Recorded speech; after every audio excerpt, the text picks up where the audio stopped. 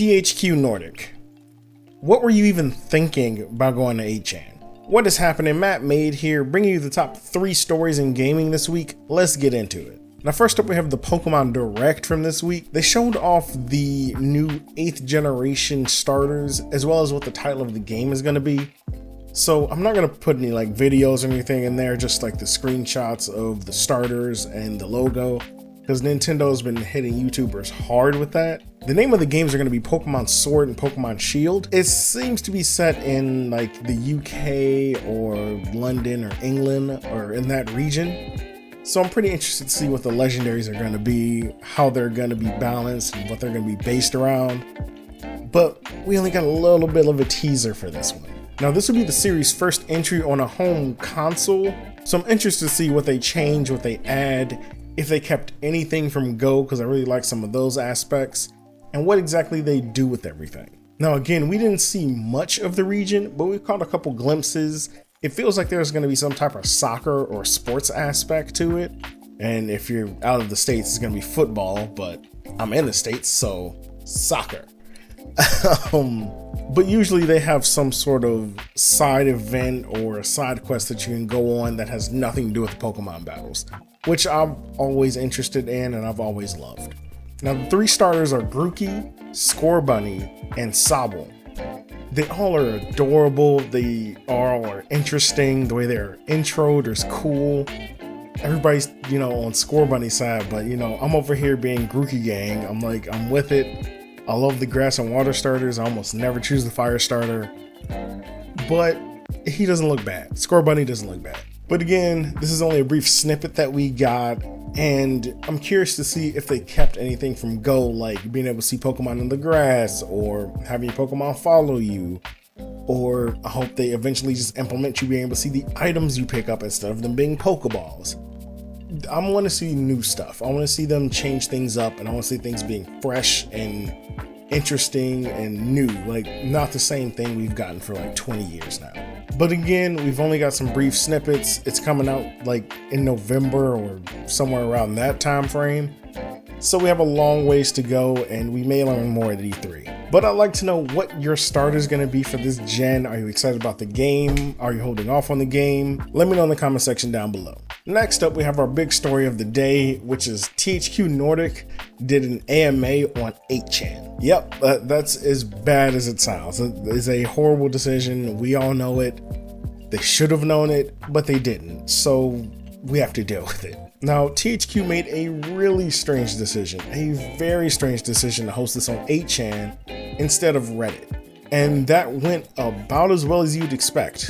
The internet went ballistic, and THQ's Philip Brock had to issue an apology for even doing the AMA on 8chan because, that was insane. I thought it was fake. I thought it was a scandal or a scam, or I thought I was getting telemarketed something. Like, oh my God, what were you doing? Apparently he didn't do any type of due diligence or research the site. He didn't even really know what 8chan was before this, but now he painfully knows. Now, if you don't know what 8chan is, congratulations. You're an honorable member of the internet. You are on the good side. However, I'm gonna have to break that and give you knowledge that you probably don't want. I am sorry. 8chan is a literal den of scum and villainy. Like, literally, just, it's disgusting. The site is horrible. Some quick backstory. 2chan was, I think, Japan only, or primarily in Japan. That spun off and made 4chan, which we all know how 4chan is. It's and that spun off with the bottom of the barrel into 8chan. So you really just have just the filth at the bottom, just that silk layer, just all of 8chan. You have white supremacists, you have child rapists, you name it. If they're terrible people, they're probably on 8chan being terrible, because that's what they do. Why THQ Nordic wouldn't have just put this on Reddit like any normal individual, who knows? Apparently there was some dude named Mark who was gonna take care of the bad stuff, whatever the hell that means. Now, THQ has a lot of properties. They buy up properties and they gobble up properties that people may not know about anymore, or the company died, or they just revived because they were great franchises. So the company itself is good. They don't do too many edgy and weird and bad things, but this was a huge slip up. Like, they just released Metro Exodus and they have that scandal, and they released Darksiders 3 before that, and they have a few other IPs. It's just THQ does well, but when they screw up, they apparently really screw up. Now, hopefully they learn from this, they don't make this mistake, they research the website or the person before they do an AMA. They don't announce they're doing anything on 8chan or 4chan or 2chan. Reddit. Just stick to Reddit. Just stay on the good old Reddits, please. But only time will tell, and we'll see if any of their franchises or IPs take a hit from this. Now, last up, we have Mortal Kombat 11 announcing Johnny Cage. Yes, I know more Mortal Kombat news. I love Mortal Kombat. Leave me alone. I like covering it. Let me have this one, okay? Now, Mortal Kombat is just keeping the hype going by announcing Johnny Cage. He animates fantastically. He looks amazing.